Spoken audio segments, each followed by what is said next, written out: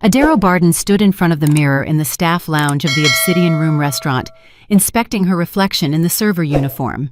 A tight black skirt, a short-sleeved white shirt, and a small apron bearing the establishment's logo.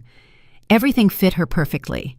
At 32, she was still youthful and attractive, though 10 years of marriage and endless attempts to conceive had left barely perceptible traces of weariness around the corners of her dark eyes. She nervously adjusted the synthetic blonde wig she was wearing. She noted the striking, thick-rimmed glasses she didn't wear in real life. The heavy, smoky eye makeup meant her own mother wouldn't recognize her, and in the cafe's dim atmosphere, her husband certainly wouldn't. Adero checked the contents of her small purse one last time. Inside, in a white envelope, were the test results that were supposed to change their lives forever. After 10 years of failed attempts, countless doctor visits, and repeated IVF procedures, the miracle had finally happened. She was pregnant. Adero closed her eyes and mentally reviewed the plan. Kwame thought she was home preparing dinner. He had no idea his wife had arranged with the restaurant manager to work as a server at the corporate party for his advertising agency, Apex Campaigns. She wanted to surprise him in a truly special way, to deliver the lab results directly on a tray among the champagne flutes. When he saw her, disguised as a stranger, he would be completely overwhelmed by the surprise. Kwame Barden had always been a man of grand gestures and intense emotions. 10 years ago, when he proposed, he rented out an entire New York brownstone event space and covered the floor in rose petals. Adero remembered him telling her, "You deserve only the best, my love." Now she wanted to give him a similar moment, one he would remember for the rest of his life. Their journey to parenthood had been long and painful. For the first 2 years, they didn't use protection, naively believing it would happen naturally. When a pregnancy didn't materialize, they began seeing doctors, first a gynecologist, then a fertility specialist. There were tests, exams, and diagnoses that felt like life sentences. Their last IVF procedure 3 months ago also seemed to have failed, but now the results showed what they had long since stopped daring to hope for. The doctors had explained that pregnancy can sometimes occur late, even after a procedure that initially appeared unsuccessful. Adero remembered sitting in the car in the clinic's parking lot after another failed attempt, Kwame holding her hand and repeating, "We'll make it, honey. We absolutely will." Back then, she believed those words unconditionally. In recent years, their relationship had weathered serious storms. The stress of being unable to conceive affected them both. Kwame spent more and more time at work. He often stayed late, citing major projects. Adero understood. It was how he dealt with disappointment. Work was his escape from their problems. Apex Campaigns, which Kwame had founded 7 years ago, had become his other child. He started from nothing, renting a tiny office and essentially working alone. Gradually, things improved. Major clients and solid contracts started rolling in. 2 years ago, he moved into a spacious office in a downtown Chicago high-rise business center and hired staff. Adero was proud of her husband's success, even if she sometimes felt lonely. Kwame might call at 8 o'clock at night and say he'd be delayed until 11 for an urgent pitch. She ate dinner alone, went to sleep alone, and by morning, he was already rushing out the door. But today, everything would change. Today, she would tell him their dream had finally come true. Adero checked the clock, 6:30. The corporate party was due to start in 30 minutes. She picked up a serving tray and headed toward the main room. The Obsidian Room was one of the most prestigious venues in the city, and Kwame had chosen it for the corporate party for a reason. It often hosted events for major black-owned firms. The decor was classic, the lighting soft, and there was live music. Everything contributed to an atmosphere of luxury and success. Adero knew there would be about 30 people at the party, the entire agency staff, plus several key business partners. She had studied the guest list to avoid accidentally running into someone who might recognize her. Fortunately, most of the staff only knew her from photos in Kwame's office. The restaurant manager, Malcolm Tate, was an old family friend. When Adero called him and explained the situation, he enthusiastically agreed to help. "That's romantic," he'd said. "Your husband will be thrilled." Now, standing in a corner of the ballroom, watching the servers place the last flutes on the tables, Adero felt butterflies in her stomach, not from the pregnancy, as it was still too early for that, but from nerves. In a few minutes, Kwame would be here, and she would witness his reaction to the most important news of their lives.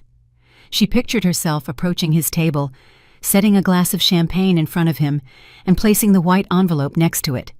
She imagined him opening it, reading the test results, his face shifting from surprise to understanding, and then to boundless joy.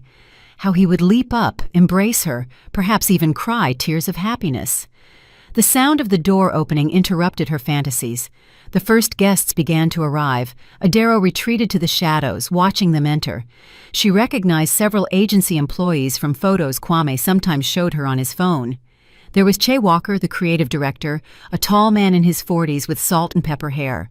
Beside him walked Shakira Brooks, the head of the marketing department, an elegant woman in a tailored suit. The guests settled at tables, chatting animatedly. Servers began circulating with appetizers and filling glasses. Adero checked her disguise one last time and took a tray of champagne. A few minutes later, Kwame appeared. Adero felt her heart pound. He looked impeccable, as always. A dark suit, a crisp white shirt, a tie that matched his jacket, his hair neatly styled, his face fresh from a clean shave. At 35, he was still the charming man she had fallen for 12 years ago, but something about his behavior struck her as odd. Usually, at events like this, Kwame was confident, the center of attention. Tonight, he seemed preoccupied, as if his thoughts were elsewhere. Kwame greeted the guests, but Adero noticed he kept glancing toward the entrance.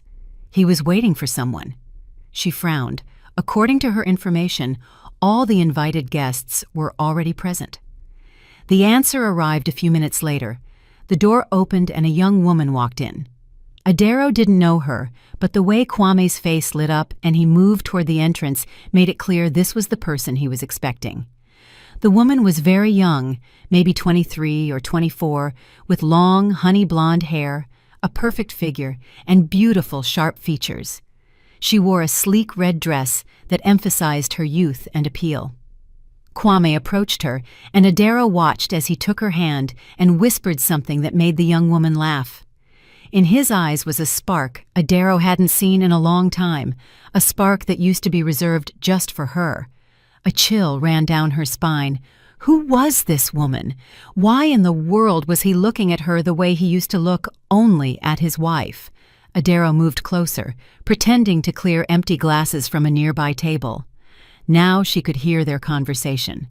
"Nyala, I'm glad you could make it," Kwame said, his voice laced with a tenderness Adero hadn't heard in ages. "Of course, Kwame," the young woman replied.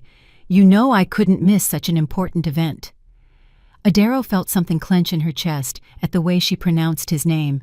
Kwame. Only the closest people called him that. Before, only she did. Kwame escorted the young woman to the table and seated her next to him. Adero noted how carefully he chose the spot for her, how he helped her remove her light shawl. These small gestures spoke volumes.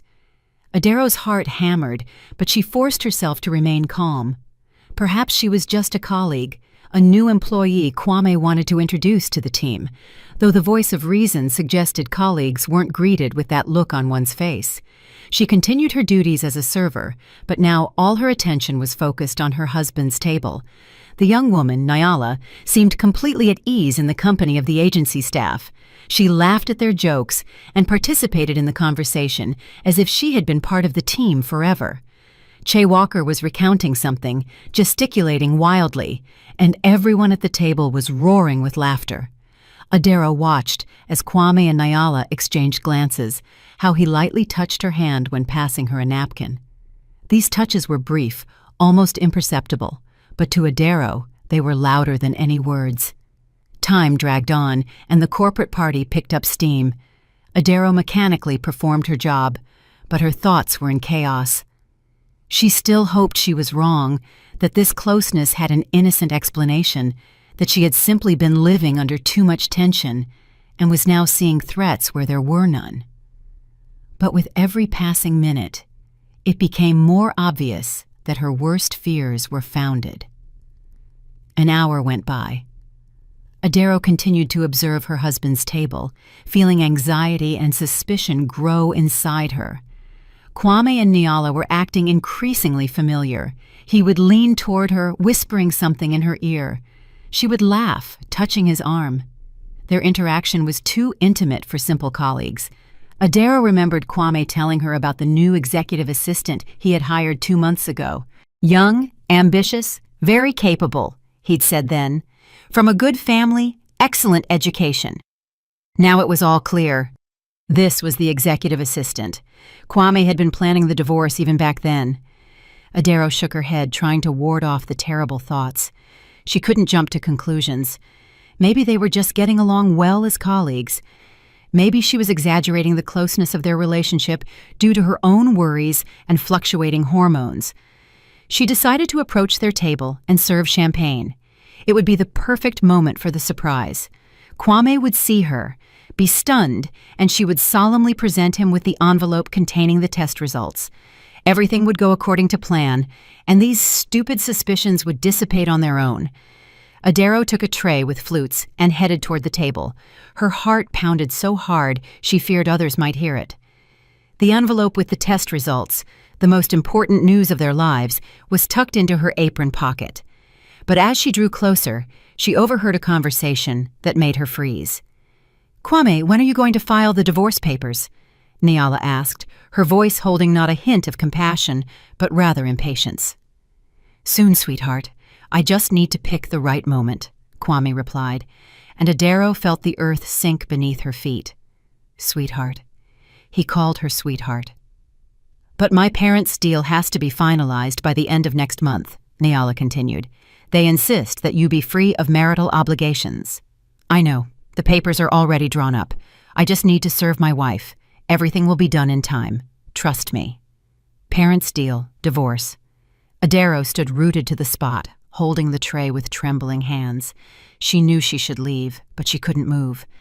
"I'm just worried," Nyala said, and Adaro watched as she placed her hand on the back of Kwame's neck. "My parents know about your marriage, and they're against any relationships with married men. It goes against our family principles." Kwame covered her hand with his. "I understand. Your parents are right. First, you have to close the past, then you can build the future. But divorce is complicated, especially after 10 years of marriage." At that moment, Che Walker approached their table with a champagne glass in hand. He was slightly tipsy and speaking louder than usual. "My friends," he proclaimed, raising his glass, "let's toast to our boss and his stunning date." Everyone at the table raised their glasses, and Che continued, "Kwame, Nyala, you two are such a beautiful couple. Honestly, like something out of a magazine. When's the wedding? We're all invited, right?" Adaro felt the world begin to spin. Wedding. They were talking about a wedding. She lifted her eyes to her husband and saw him smile sheepishly while Nyala playfully looped her arm around his neck. That gesture was so intimate, so natural, that it left no room for doubt. "Che, you've had too much to drink," Kwame said, laughing, but he didn't pull away from the young woman's touch. "Come on, the whole office talks about you two, a gorgeous couple trying to keep it a secret." Adaro was 6 feet away from them, and no one noticed her. The tray in her hands shook harder and harder. The envelope with the test results in her pocket felt like white-hot iron. The whole office talks about them. That meant it wasn't a secret. It meant everyone knew about her husband's affair with the young executive assistant. Everyone but her. 10 years of trying to have a baby, of hopes and disappointments, of faith that their love would conquer any challenge. And all this time, especially in the last few months, when she thought Kwame was just exhausted from their failures, he was meeting another woman, young, beautiful, and probably without reproductive issues. Someone with whom he could have the future he never achieved in their marriage. Adaro turned and quickly walked toward the exit of the ballroom. She needed to be alone, to process what she had discovered. She placed the tray on the first table she found, ignoring the surprised looks of the other servers.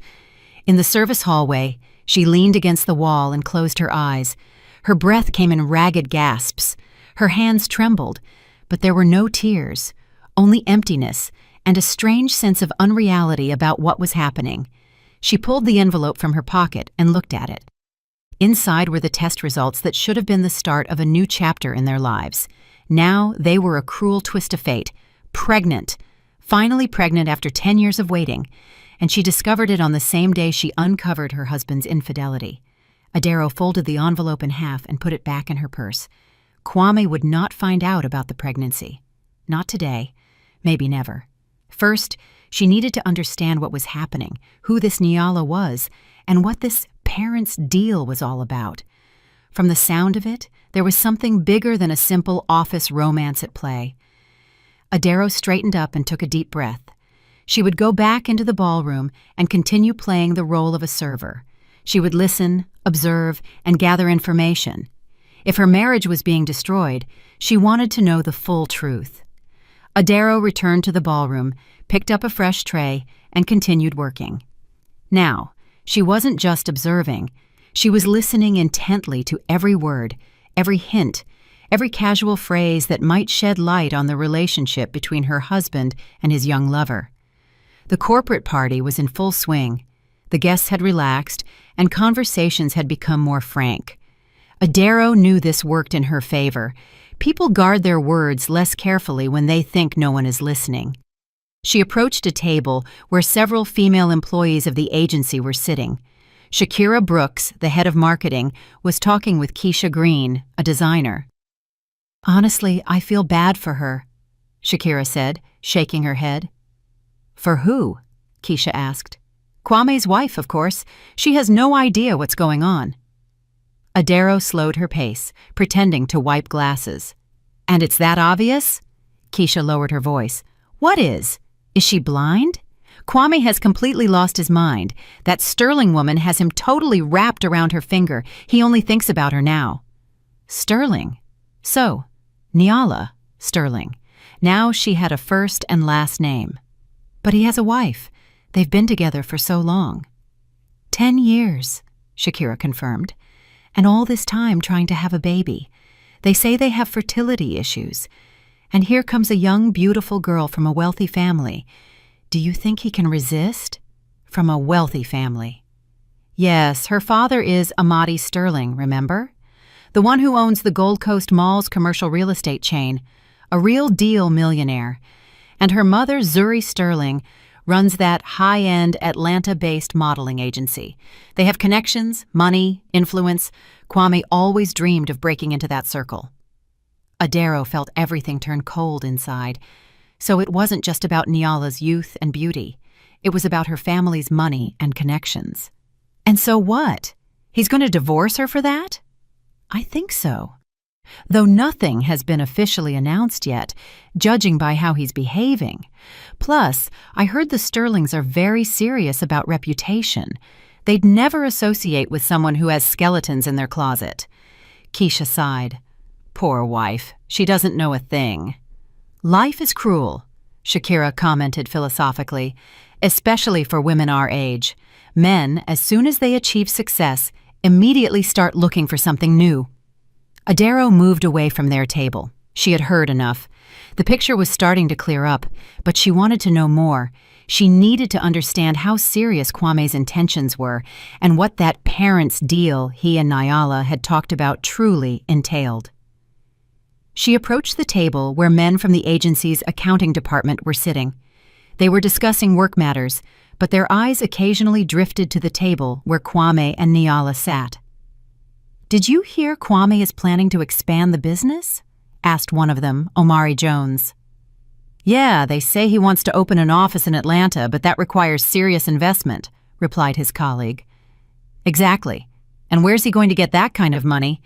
The agency is doing well, but not that well to afford an Atlanta expansion. That's why he's dating Sterling's daughter. Her dad can finance anything, especially if they become family. I heard the old man has plans to create a media empire.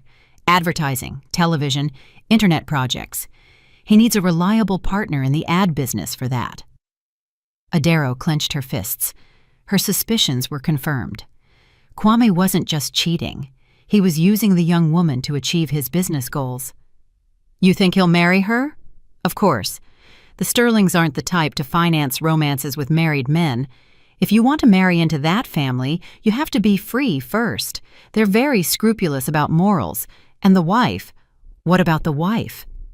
He'll divorce her. That's it. Kwame's already consulted with lawyers. They say in a mutual agreement divorce, everything is settled quickly. Besides, they don't have kids. No co-parenting drama. They don't have kids. If only they knew that in her purse, she held the test results confirming her pregnancy. A wave of anger rose within Adero. Kwame wasn't just cheating.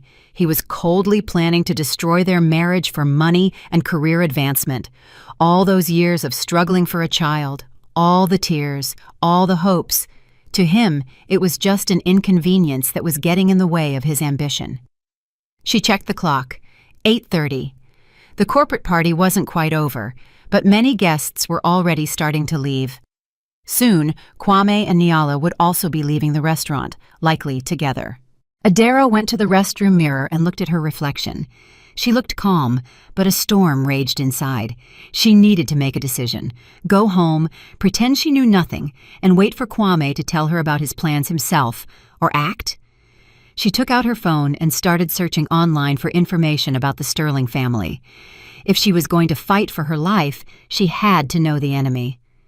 Amadi Sterling, 58, owner of the Gold Coast Mall's commercial real estate chain, which included a dozen major shopping centers across different cities. His wealth was estimated in the hundreds of millions of dollars. His wife, Zuri Sterling, 54, was a well-known figure in the modeling world. Her elite agency worked with international brands. Nyala Sterling, 24, only child, a graduate of Howard University's School of Business, a rich, influential family with connections in business, politics, and entertainment. For a person with Kwame's ambition, this was the ideal path to reach a new level. Adero continued her search and found an article in a business magazine dated last month. Amadi Sterling plans business expansion into the advertising and marketing sector. The article stated that the millionaire was looking for a reliable partner to create a major advertising holding company. It all fit. Kwame didn't meet Nyala by chance. He intentionally sought her attention to use her as a conduit to her father and his money. Adero put away her phone and left the restroom. The ballroom had quieted noticeably. Some guests had already left. She saw that Kwame and Nyala were also preparing to go. He was helping her put on her shawl. Their heads were close together, and they spoke in low voices about something. "Let's go to my place," Adero heard Nyala's voice. "Not tonight, sweetheart. My wife will be waiting. I don't want to raise any suspicion before the time is right." "I understand. Tomorrow, then. We need to discuss the meeting with my parents." They headed toward the exit. Kwame said goodbye to his colleagues. Nyala smiled sweetly at everyone. The perfect couple, just as Che Walker had called them. Adero waited a few minutes and then left the restaurant herself. Malcolm Tate accompanied her to the exit. "So, how did your surprise go?" he asked with a kind smile. "Better than I expected," Adero replied. And it was true. She had discovered more about her husband than she had planned. Back home, Adero removed the wig, took off the server uniform, and showered. The hot water couldn't wash away the heaviness in her soul, but it helped organize her thoughts. She changed into comfortable clothes and sat in the kitchen. Kwame would be back soon. She needed to decide how to act. Pretend nothing happened? Cause a scene? Demand explanations? Not yet. She knew his intentions, but he suspected nothing. That gave her an advantage. She needed to use it wisely. Adero pulled the envelope with the test results from her purse and reread them once more. Pregnant, 4 weeks. The miracle they had waited 10 years for had occurred just as her marriage was crumbling. What cruel irony. Kwame was planning to leave her, unaware that the dream of his life had finally come true. Although, if he found out, the situation might change drastically. Or would it? Was money and career more important to him than a child? Adaro folded the results and placed them in the back of her desk drawer. For now, she wouldn't tell anyone about the pregnancy. She needed time to think through the situation and make the right decision. Around 10:30, the front door opened. Kwame was home. "Hey, honey," he said, walking into the kitchen. He looked slightly tired but satisfied. "How are you? What did you do tonight?" "I read, watched some TV," Adaro replied calmly. "How was the corporate party?" "Good. The team's happy. The partners are too. I think we have some interesting new projects coming up in the near future." He spoke in his normal tone, but Adaro noticed he avoided eye contact, and he smelled of an unfamiliar feminine perfume. "That's good," she said. "Want anything?" "No thanks. I'm tired. I'm going to bed."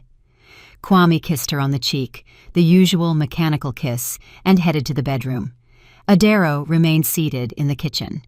How easily he lied. How naturally he played the role of the loving husband returning from a corporate party. And yet, barely an hour ago, he was embracing another woman, making plans with her for a future where there was no place for his wife. Adaro listened to the sounds from the bedroom. Kwame was showering, probably washing off the scent of the other woman's perfume. How calculated. How careful. Half an hour later, she went to bed too. Kwame was already lying down, his back to the wall. Before, when he came home late, he always held her. He told her about his day. Now he pretended to be asleep. Adaro lay beside him without touching him. In the darkness, she stared at the ceiling and thought about how their life had changed. When did this begin? When Kwame realized he wanted another woman? When he decided that his career was more important than love? Or perhaps the love had been gone for a long time, and she simply hadn't wanted to notice, clinging to illusions. In the last few months, Kwame had become colder, more distant. She had attributed it to the stress of the failed IVF attempts, to being worn out by work. Now she understood. He was simply preparing for a new life, without her. A steady breathing sound came from beside her. Kwame was sleeping, or pretending to. Adaro closed her eyes and tried to fall asleep, but sleep wouldn't come. Thoughts, plans, and fragments of the conversations she'd overheard swirled in her head. She had to do something. She couldn't just sit and wait for her husband to announce the divorce. She had rights. She had dignity. And now she had a child to protect. But she had to act intelligently and carefully. She couldn't afford to make any mistakes. The next day, Kwame left for work earlier than usual. "Big meeting," he explained, quickly finishing his coffee. Adaro saw him off at the door, as always, but now these habitual rituals felt like a charade. Left alone, she sat down at the computer and began a methodical study of everything related to the Sterling family and her husband's activities. If she wanted to understand Kwame's true motives and find a way to protect herself, she needed to know all the details. She started by looking at public information about Amadi Sterling, a successful businessman, owner of the Gold Coast Malls chain, which included 12 large commercial centers in different cities across the state. His net worth was estimated in the hundreds of millions of dollars. His wife, Zuri, was a well-known figure in the modeling world. Her elite agency worked with international brands. But Adaro found the most interesting information in the business press. Amadi Sterling was planning to diversify his business. He wanted to enter the media sector, create his own advertising empire that could serve not only his malls, but also external clients. For this, he needed an experienced partner in the advertising business, someone who understood the industry from the inside, who had a reputation and connections, someone like Kwame Barden. Now it all became clear. Kwame hadn't just fallen for a young beauty. He had seen an opportunity to radically change his life, to enter the circle of millionaires, to become part of the business elite. Nyala was not the goal, but the means to that end. Adaro switched to studying Apex Campaign's financial documents. Kwame had never hidden business information from her, figuring she didn't understand such things. But Adaro had an economics degree and knew how to read between the lines. The agency was successful, but it clearly didn't have enough money for a serious expansion. Kwame had taken out loans, but they weren't enough for his ambitious plans. A partnership with the Sterlings would solve all his financial problems at once. Reviewing the documents, Adero came across several strange transactions, small sums passing through the agency, but not reflected in the main accounting ledger. She saved copies of these documents. Maybe they would be useful later. By noon, Adero had a complete picture of the situation. Kwame planned to divorce her, marry Nyala Sterling, and partner with her father to create a media empire. But for that, he needed to make a good impression on the Sterling family. And what if that didn't happen? What if the Sterlings found out something unpleasant about Kwame and backed out of the collaboration? Adero understood that she had an opportunity to influence the situation, but she had to act smartly and carefully. Adero decided to meet the Sterling family personally, not as Kwame's wife, but as an independent person. This would allow her to assess their character and figure out the best way to proceed. The elite modeling agency was located in a prestigious business center in the heart of the city. Adero changed into an elegant business suit, applied professional makeup, and headed out for reconnaissance. An entrepreneurial atmosphere reigned in the agency. Beautiful models walked the hallways, managers discussed contracts, and photographers set up equipment. Adero approached the receptionist. "Good morning, my name is Elena Ramirez. I represent a cosmetics production company. I'd like to meet with management to discuss a potential collaboration." The receptionist, accustomed to such requests, smiled politely. "I'm sorry, Zuri is at a photo shoot today, but I can schedule an appointment for tomorrow." "Wouldn't it be possible to meet today? The matter is quite urgent, and I'm prepared to wait." After brief negotiations, Adero was allowed to wait in the agency's lobby. She sat in a comfortable armchair and began observing her surroundings. An hour later, an elegant woman in her 50s entered the agency, Zuri Sterling. Adero recognized her from photos online. At her age, she looked magnificent, a slender figure, well-maintained appearance, and expensive clothes. "Zuri, a representative from a cosmetics company, is waiting for you," the receptionist informed her. Zuri looked Adero up and down with assessing eyes. "Come into my office." The agency director's office was tastefully decorated.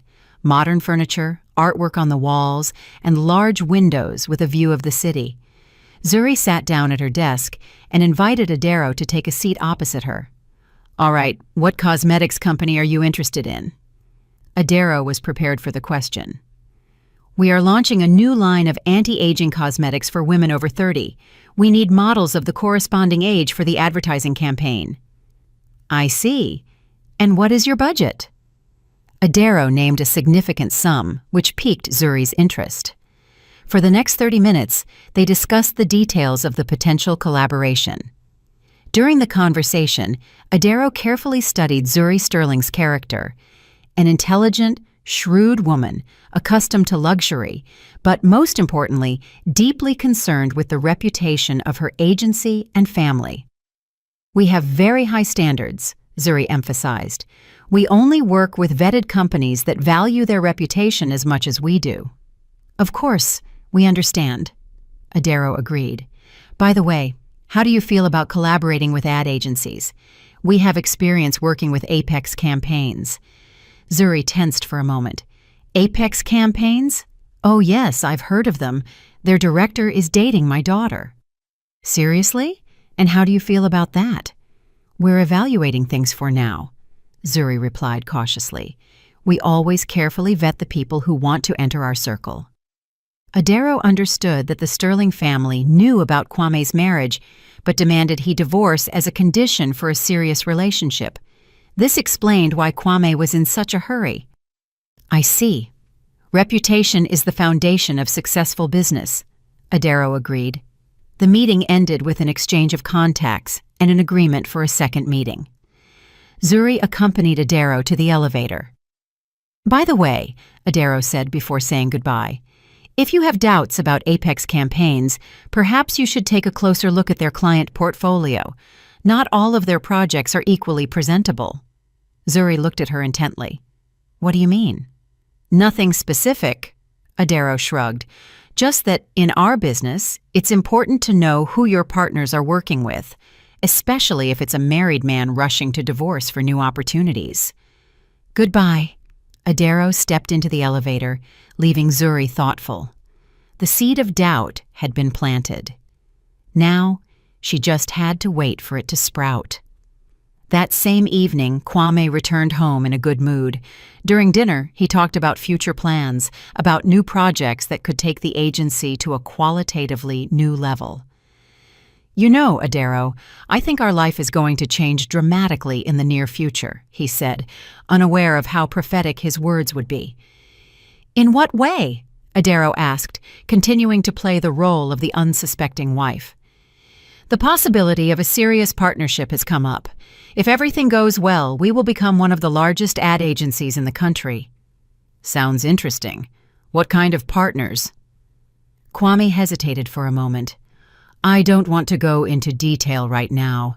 Negotiations are just beginning. Adero nodded, though she knew he was lying. The negotiations were far from the beginning. Kwame had been dating the potential partner's daughter for several months already. After dinner, Kwame secluded himself in his home office, supposedly working on an important project. Adero could hear him talking on the phone in a low voice, probably with Nyala. The next day, Adero continued her investigation. She decided to find out how seriously the Sterling family took vetting potential partners. Through contacts in the banking sector, she learned that Amadi Sterling was indeed planning major investments in the media business, but he was also known for his caution and meticulousness in choosing partners. Every potential associate was vetted not only financially, but also in terms of reputation. The Sterlings could not afford to associate with questionable individuals. It would damage their own business. This confirmed the correctness of Adero's strategy.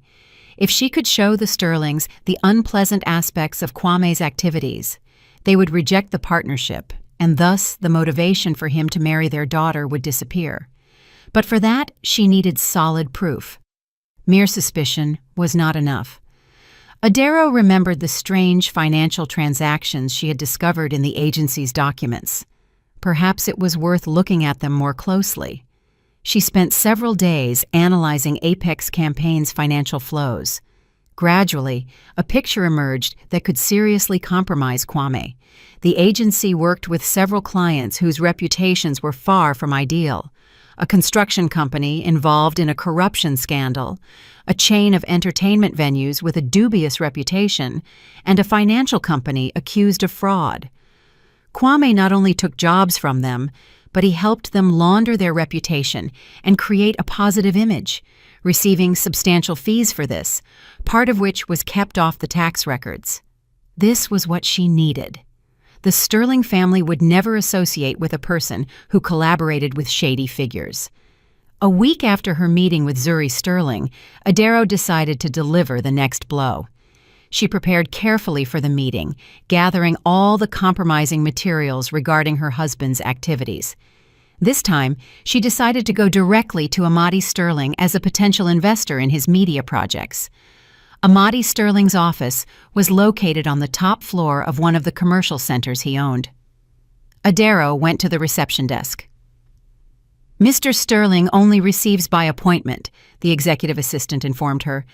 I understand, but I have information that might interest him. It concerns his plans in the media sector. After a brief negotiation, Adero was ushered into the office of the head of the Sterling empire. Amadi Sterling was a man of imposing build, with graying hair and a penetrating gaze. His office was impressive in its size and luxury, with antique furniture, a collection of artwork on the walls, and large windows overlooking the city. So, what information do you have? He asked, not wasting time on pleasantries. Information about your potential partner in the media business, about Kwame Barden and his agency, Apex Campaigns. Amadi Sterling became alert. How do you know about our negotiations?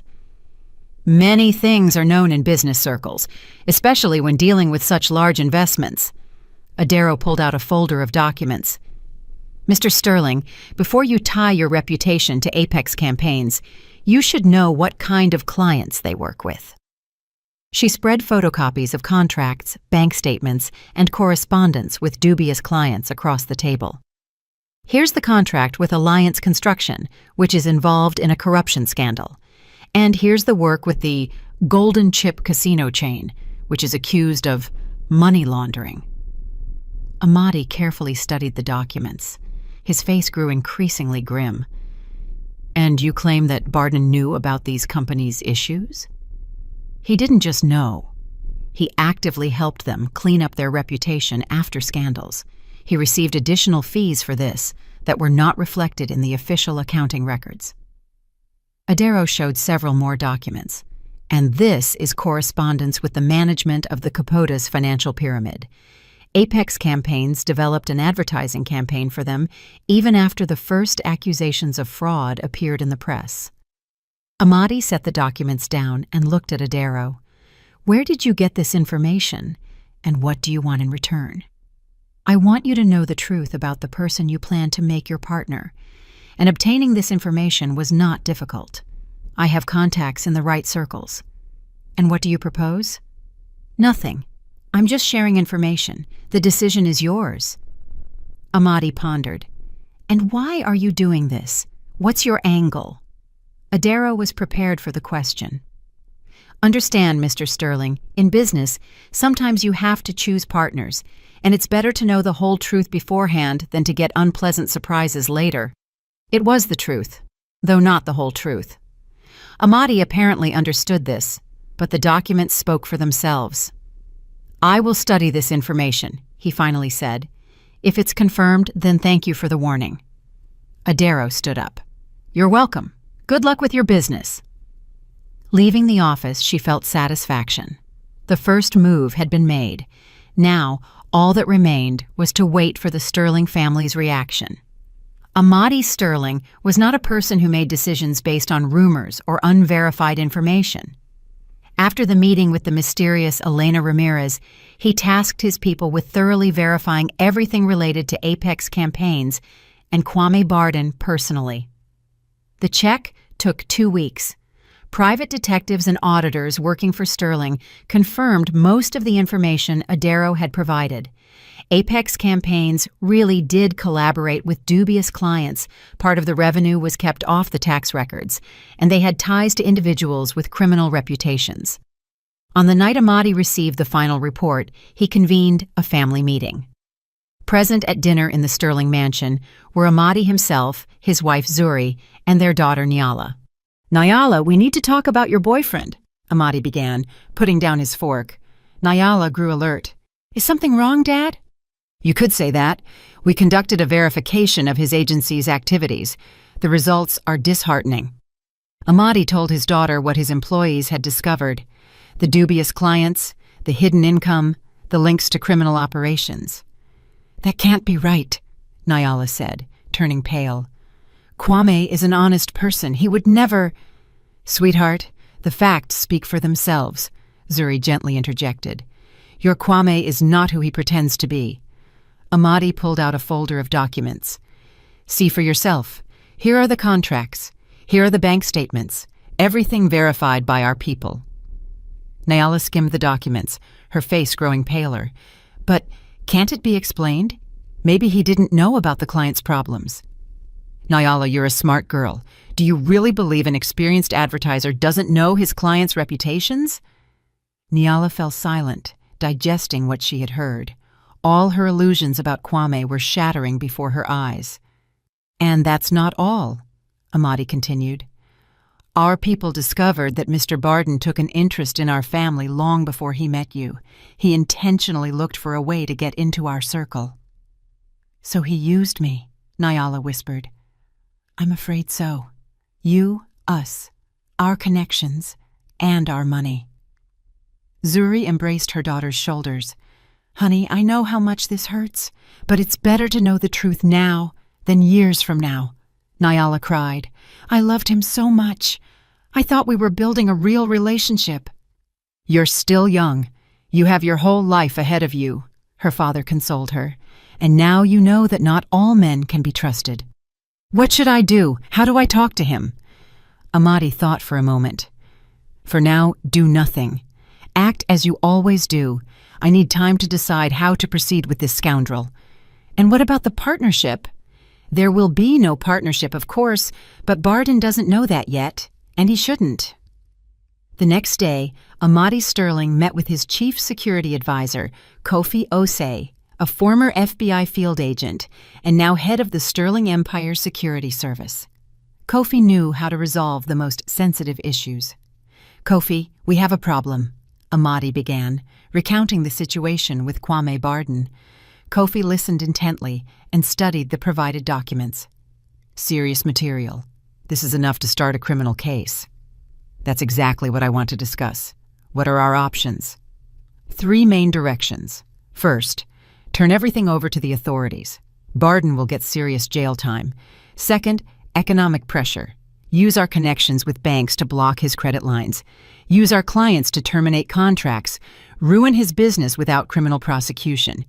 And the third, a combined approach. First, economic pressure. Then, when he's weakened, the criminal case. That way, he won't be able to mount a serious defense." Amadi reflected. "Kofi, what about his wife? Is she aware of these maneuvers?" "Unlikely. According to our data, she's a simple housewife. She's been focused only on trying to get pregnant for the last few years. Most likely she knows nothing about her husband's shady dealings." "I see. Then I'm leaning toward the third option, but we need to proceed carefully. I don't want our family getting dragged into a scandal." "Of course. We'll start with economic pressure. I have contacts at the IRS and the banking sector. In a month or two, Barden will feel the ground sinking beneath his feet. And what about Nyala? Let her continue seeing him for now. Let her play her role. The longer Barden doesn't suspect that we know the truth, the better for us." Amadi nodded. "Good. Proceed." But the Sterling's plans didn't materialize as quickly as they wished. Kofi needed time to activate all the necessary connections and put the pressure mechanisms into motion. Meanwhile, Kwame continued building his plans for the future, unaware that the family of his beloved already knew the full truth about him. 1 month passed since Adero learned of her husband's infidelity. During this time, she mastered the role of the unsuspecting wife. Kwame still believed he was successfully deceiving her. Their relationship became even more formal. Kwame spent increasingly more time at work, and he showed less and less interest in his wife's affairs. But Adero no longer suffered from his coldness. She knew the reason for his behavior. The pregnancy was progressing well. Adero regularly visited the doctor. She decided Kwame would only find out about the baby when hiding the pregnancy became impossible. Elias Mbeki, the fertility specialist who had treated her for years, was surprised by the changes in his patient. "Mrs. Barden, you look magnificent," he told her during one consultation. "Pregnancy clearly suits you." "Thank you, doctor. I finally feel happy." "And your husband must be on cloud 9. Adero avoided a direct answer. "We're going through a complicated time right now. Kwame is very busy with work." Elias noticed her reluctance to discuss her husband, but didn't press the issue. Years of practice had taught him to read between the lines. "If you need support, please come to me. I'm always ready to help." In his words was not just professional care, but something more. Adero noticed it and felt gratitude and affection toward the doctor. Meanwhile, Kofi's plans began to yield results. The IRS initiated an audit of Apex campaigns. Several major clients unexpectedly terminated their contracts. Banks began demanding early repayment of loans. Kwame was becoming nervous, but he still didn't understand what was happening. He attributed the problems to the general economic situation and temporary difficulties. "It's nothing serious, sweetheart," he told Nyala during one of their meetings. "As soon as we sign the deal with your father, all the problems will be solved." Nyala tried to play the role of the young woman in love, but inside, she was torn by conflicting feelings. On one hand, she knew the truth about Kwame. On the other, she couldn't immediately forget the feelings she had developed for him. "Kwame, when will the meeting with your parents happen?" she asked. "Soon, my love. Your father is a very busy man, but we will definitely find time for an important conversation." In reality, Kwame had already tried several times to arrange a meeting with Amadi Sterling, but the mogul kept finding reasons to postpone it. 6 weeks after the corporate party, Adaro received an unexpected call. An unknown male voice introduced himself as Amadi Sterling's assistant and requested a meeting. "Mr. Sterling would like to speak with you personally. It concerns mutual interests." Adaro agreed, though she was surprised. The meeting was scheduled at a small cafe in the city center. Adaro arrived exactly at the agreed time and saw Amadi Sterling. "Adaro Barden or Elena Ramirez?" he asked, rising as he saw her. "Adaro Barden. Thank you for agreeing to meet." They sat at a corner table in the cafe, away from other patrons.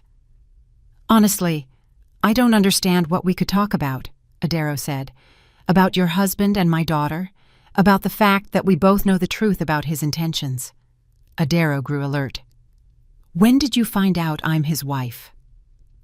"I've known since you introduced yourself as Elena Ramirez and provided me with information about Apex campaigns." Adaro paled. She had been discovered. "Don't worry," Amadi reassured her. "I'm not going to judge you. On the contrary, I want to thank you. Thanks to you, we learned the truth about your husband." "How did you figure me out?" "I have good analysts. They tracked all your steps. Besides, few people could have access to the agency's financial documents." Amadi ordered coffee and tea for Adaro. "I want to propose a collaboration," he said. "What kind of collaboration?" "We have both suffered because of your husband's actions. He misled my daughter. He planned to use our family. He betrayed you, destroyed your marriage. It seems to me that we have common interests." Adaro considered his words. "What are you proposing? To join forces?" "You have access to information about your husband's activities. I have the resources to utilize it. Together, we can punish him as he deserves." "Punish? In what way?" "Completely destroy his business and reputation. Deprive him of the opportunity to ever mislead women or engage in criminal activities again." Adaro hesitated. "And what do I get in return?" Amadi named a sum that made her gasp. It was serious money, enough for a comfortable life for many years. "Why do you need this?" "It's not about the money. It's about principle. No one should use my family with impunity. And besides, I don't like men who betray their wives." Adaro thought about it. The proposal was tempting, but she understood she was agreeing to participate in a serious game. "I have one condition," she finally said, "which is, I want Kwame not only to lose his business, he must face criminal responsibility for his crimes." Amadi smiled. "That can be arranged. We have enough connections in law enforcement. And one more thing, I'm pregnant with his child. I want the child to have everything they need." "Of course, we will ensure you have everything necessary to raise the child." Adaro extended her hand to shake. "It's a deal." The plan was developed in detail. Kofi Ose worked out a step-by-step strategy for destroying Kwame's business and then his arrest on charges of tax evasion and money laundering. The first stage, economic pressure on the agency, was already underway. Now began the second stage, gathering additional incriminating evidence. Adaro received special recording equipment from Kofi. Her task was to provoke Kwame into confessions about his shady dealings. "The main thing is not to overact," Kofi instructed her. "Act naturally. Ask questions indirectly, as if from normal curiosity." But provoking Kwame proved not so simple. He was cautious and rarely talked about work at home. Moreover, the problems at the agency made him increasingly nervous and suspicious. "Adaro, do you think someone is watching us?" he asked one evening. "Watching? What do you mean?" "I don't know. Too many problems have hit the agency lately, as if someone is intentionally choking us out. Maybe it's just bad luck. I don't believe in coincidences, especially when it comes to business." Kwame walked to the window and looked out at the street. "And I also feel like the apartment is being watched. I've seen the same car in the courtyard several times." Adaro felt a jolt of alarm. Did Kwame suspect something? "Kwame, you're just tired. Work stress is getting to your nerves." Possibly, but I still want you to be careful. If you notice anything strange, call me immediately. Meanwhile, the agency's problems grew like a snowball. The IRS audit uncovered multiple violations. Banks demanded early repayment of loans.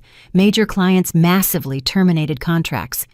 Kwame ran around trying to save the situation, but it was too late. The mechanism of his business's destruction had been set in motion and was working with ruthless efficiency. "Sweetheart, we need to speed up the meeting with your parents," he told Nyala during one of their meetups. "The situation is getting critical." "I understand, Kwame, but Dad is very busy. He says he can only meet in a couple of weeks." "A couple of weeks?" Kwame ran a nervous hand through his hair. "I'm afraid by then, there won't be an agency left." "What do you mean? The problems are more serious than I thought. I might have to declare bankruptcy." Nyala feigned shock. "But what about our plans, the partnership with Dad?" "That's exactly why I need an urgent meeting. Only your father's investment can save the situation." That same evening, Nyala relayed this conversation to her father. Amadi Sterling nodded, satisfied. "Excellent. Barden is starting to panic. It's time to move to the next stage." 3 months after the corporate party, Kwame Barden's empire definitively collapsed. Apex Campaigns was declared bankrupt.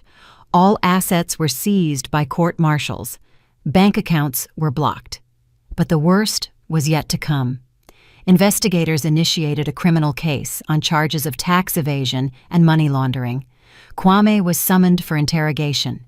He came home late that night, pale and distraught. "Adero, we have serious problems," he said, sinking into the armchair. "What happened?" "They're accusing me of financial crimes. I have to go back to the investigator tomorrow." Adero feigned horror. "But you're not guilty of anything." "Of course I'm not guilty, but they have some documents that supposedly prove my guilt." "What documents?" "I don't know. The investigator won't show them to me. He says everything will be clarified during the investigation." Kwame got up and began pacing the room. "I don't understand where they got this information. Someone turned us in, Adero, someone who had access to the agency's internal documents." Adero felt her heart beat faster. "Do you think it's one of the employees?" "I don't know, but I see no other explanation." That night, Kwame didn't sleep. He lay next to his wife, thinking about how his whole life was falling apart. Just 3 months ago, he was making grand plans. He dreamed of the partnership with the Sterlings, of wealth and success. Now, he was facing real jail time. And Nyala? Nyala disappeared from his life as soon as the problems started. First, she stopped answering his calls. Then she completely changed her phone number. Amadi Sterling's executive assistant politely informed him that Mr. Sterling could not meet due to his busy schedule. Kwame understood. He had been used and discarded as soon as he stopped being useful. The next morning, investigators presented Kwame with serious charges, and he was arrested. When the investigators' car disappeared around the corner, taking Kwame away, Adero felt a strange emptiness. 10 years of life with this man had come to an end, but she felt neither pity nor regret. Kwame had gotten what he deserved. She took out her phone and dialed Amadi Sterling's number. "It's over," she said. "Yes, I know. My people monitored the situation. Barden will get around 7 or 8 years in prison. What now?" "Now begins your new life. The money has already been transferred to your account. The divorce papers are prepared by my lawyers. As soon as he signs them from jail, you will be free." Adero placed her hand on her abdomen. The pregnancy was now noticeable. "Thank you," she said sincerely. "I am the one who should thank you. Without your help, we wouldn't have been able to protect our family. And how is Nyala?" "She's having a hard time, but she's young. She'll forget everything. Plus, she's learned a valuable lesson for the future." After the conversation with Amadi, Adero began packing her things. She couldn't live in this apartment filled with memories of Kwame anymore. 2 weeks later, she moved into a small but cozy house in the suburbs, a house she bought with the money received from Amadi Sterling. The divorce was finalized quickly. Kwame, being in jail and realizing the hopelessness of his situation, signed all the documents without objection. Adero received her share of the property, though it was little. The main assets had been seized in the criminal case. But the main thing was that she was free. Free from lies, betrayal, and an unhappy marriage. The pregnancy progressed well, but in the 7th month, complications arose. Her doctor insisted on hospitalization. Elias Mbeki took Adero's case under his personal control. He visited her every day, monitored her health, and supported her emotionally. "Doctor, you're giving me too much attention," Adero said. "Surely you have other patients." "I do," Elias smiled, "but none of them evoke these feelings in me." These words sounded like a confession. Adero understood that the doctor felt more than just professional affection for her. "Elias, Adero, I wasn't planning on talking about this. You're going through a tough time right now. You need support, not additional complications. But I can't keep quiet any longer." He sat down beside her bed. "Over these years, you've become a very special person to me. I admire your strength, your kindness, your ability not to give up in the face of difficulties. Elias, I just got divorced. I'm going to have a child with another man. Why would you want such complications?" "Because I love you," he said simply, "and I want to be by your side and by your child's side, if you'll let me." Adero was silent, digesting what she had heard. After Kwame's lies and betrayal, this sincerity was like a breath of fresh air. "I need time to think," she said. "Of course, I'm not rushing you." But she didn't need much time to think. Over the next few days, Elias demonstrated his feelings not with words, but with actions. He was by her side when she felt unwell. He supported her when she doubted herself. He was simply present when she felt alone. "All right," Adero said a week later. "Let's try. But let's take it slowly. I have too many wounds that haven't healed yet." "We will move at whatever pace is comfortable for you," Elias promised. Jamari was born full term, a healthy, strong boy. Elias was present for the birth, supported Adero, and was the first to hold the baby. "He's beautiful," he whispered, looking at the newborn. "A true little warrior." "Thank you," Adero said, looking at the man who had become so dear to her, "for everything. I should be thanking you for letting me be here with you." The first few months after the birth were happy, but not easy. Adero learned to be a mother. Elias helped her with everything. He was not the child's biological father, but he already loved Jamari as his own son. 6 months after the baby's birth, Elias proposed to Adero, modestly, without fanfare or grand words. "I want us to become a real family," he said. "You, me, and Jamari. I'm ready to give him my last name and be his father in every way except biology." Adero accepted without hesitation. She understood she had found the man she had been waiting for all her life, without knowing it. The wedding was simple, with only the closest people present. After the wedding, Elias officially adopted Jamari. The boy took the last name Mbeki and became a full member of the new family. 2 years later, their daughter Zia was born. Now, their family was complete and happy. Kwame Barden received 4 years in prison. The first few months in jail were the hardest. He couldn't adjust to the new reality, that he had gone from a successful entrepreneur to an inmate. His cellmates regarded him with suspicion. The white-collar guy from the world of big business inspired distrust, but gradually, Kwame learned to live by prison rules. He thought a lot about the past, analyzing his mistakes. The main one had been putting money and career above love and honesty. For phantom wealth, he had destroyed his own family and life. No letters came from Adero. He didn't even know she had a child. His lawyer only informed him that his wife had filed for divorce and was demanding a division of assets. "What assets?" Kwame laughed bitterly. "Everything is seized or sold off for debts." But what tormented him most was the thought that he never understood who had betrayed him, who had handed over the compromising documents to the investigation, who knew his shady dealings well enough to compile such a compelling file. Sometimes it seemed to him it was someone from the Sterling family, but how could they have gained access to the agency's internal documents? He never got the answer to that question. After 3 years, Kwame was released on parole for good behavior. By then, he had changed a lot, not only externally, but internally. Prison had taught him to value simple human joys and not chase after phantom wealth. Upon his release, Kwame understood that his old life no longer existed. The agency had been liquidated. His reputation was ruined, his connections lost. In his hometown, he had become a pariah. Kwame decided to start over somewhere else. He sold the last few valuables he owned and bought a ticket to a small provincial town 1,000 miles away. There, he found work as a mechanic at the local factory. He had learned the trade in his youth while working his way through college. Now, those skills were serving as his means of survival. The first few months were very difficult.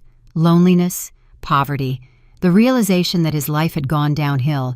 But gradually, Kwame began to find solace in simple, honest work. He rented a small room in a communal apartment. He was frugal with everything. He avoided temptation. He didn't drink alcohol. He didn't gamble. He tried to live quietly and discreetly. The locals regarded him with suspicion. A stranger always raises eyebrows in a small town. But Kwame wasn't looking to draw attention. He worked, read books at the library, and took walks in the surrounding area. Sometimes, at night, he wrote letters he never sent, letters to Adero, asking for forgiveness for everything he had done. He told her about his new life, asked how she was doing, but he understood he had no right to intrude on her new life. His chapter in Adero's story was over, and it was better to leave everything as it was. 5 years passed since Kwame's arrest. Adero lived a happy family life with Elias and the children. One spring day, Adero was on a business trip in the city where she and Kwame had once lived. Her business concluded earlier than planned, and she had a few free hours. For some reason, she wanted to visit the places connected with her past. She went to their old apartment and stood by the entrance, remembering 10 years of their life together. Not all those years had been bad. There had been bright moments, sincere feelings, and shared dreams. It was a shame Kwame had chosen the path of lies and betrayal. Returning to her car, Adero saw a familiar figure at the bus stop. Kwame. He too had coincidentally decided to visit the city where they had once been happy. He had changed a lot. He was thinner, older, his hair was graying, but the main thing that had changed was the expression on his face. The self-confidence that used to characterize him was gone. Now he looked tired, but somehow more human. Kwame noticed her too. Their eyes met across the street. For several seconds, they stared at each other without moving. Adero saw surprise, shame, and something akin to regret in his gaze. Kwame took a step forward, as if wanting to approach, but then stopped. A bus arrived. Kwame looked at Adero one last time and boarded the bus. She watched him until the bus disappeared around the corner. Only then did Adero understand that she felt neither anger nor hatred toward her ex-husband. Only sadness for how everything could have been different if he had chosen her over lies and betrayal that one time. The encounter with Adero impacted Kwame deeply. Seeing his ex-wife, he understood who he had lost. She looked happy, well cared for, and loved. Her appearance spoke of a woman who had found her happiness. That night, Kwame didn't sleep. He thought about his once-beloved wife living somewhere, and that he himself had destroyed the only true love of his life. But this encounter was also a turning point. Kwame understood it was time to stop feeling sorry for himself and start building a new life. Not the grand life he had dreamed of before, but a simple, honest life as an ordinary person. A few months later, he met Nia Davis, a local school teacher, a widow with a teenage daughter, Kalia. Nia was a simple, kind woman who wasn't interested in his past and accepted him as he was. Kwame helped Nia with household chores, took care of her daughter, and gradually became part of their small family. "You're a good man," Nia told him. "You've obviously had a difficult life, but you haven't become bitter." Kwame didn't tell her the details of his past, only that he had been an entrepreneur, lost everything due to the economic crisis, and divorced his wife. Nia didn't press for details. She judged people by their actions, not their past. A year later, they married. A quiet ceremony at the local courthouse, no guests or celebrations. Kwame became a stepfather to Nia's daughter, Kalia, and a good husband to her. It was as if he was atoning for his previous sins, giving all his love and care to his new family.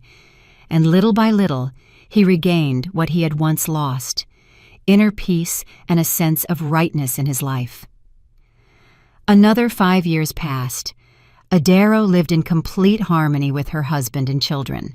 Jamari grew up to be an intelligent and kind boy, very much like his mother. Zia was a lively and cheerful girl, the favorite of the whole family. Elias turned out to be an excellent father. He never differentiated between Jamari and Zia. He loved them with equal intensity. Jamari called him Dad and didn't even know he had another biological father. Adero sometimes thought of Kwame, especially when Jamari did something that reminded her of her ex-husband. But they were fleeting thoughts, without pain or regret. The past had remained in the past. The Sterling family also settled their lives. Nyala married a young doctor, an honest and decent man. They had 2 children. Amadi and Zuri were happy grandparents. Adero had found her happiness. She knew her family was strong precisely because it was built on love and mutual respect, not on coercion or obligation. And somewhere far away, in a small provincial town, Kwame Barden ate dinner with his new family and thought about the path that had led him to this modest but honest happiness. He had paid a high price for his mistakes, but he had learned to value what he had now, and that, too, was justice. Cruel, but deserved. Did you like the story? And which city are you listening from? Let's meet in the comments. If you liked the story, you can support me by sending a super thanks so I can keep bringing more stories like this. Thank you so much for your sweet support. I'm looking forward to your comments on the story. On the screen, you can see 2 new life stories that I highly recommend. There's so much more on my channel. Don't forget to subscribe. See you in the next life story, with love and respect.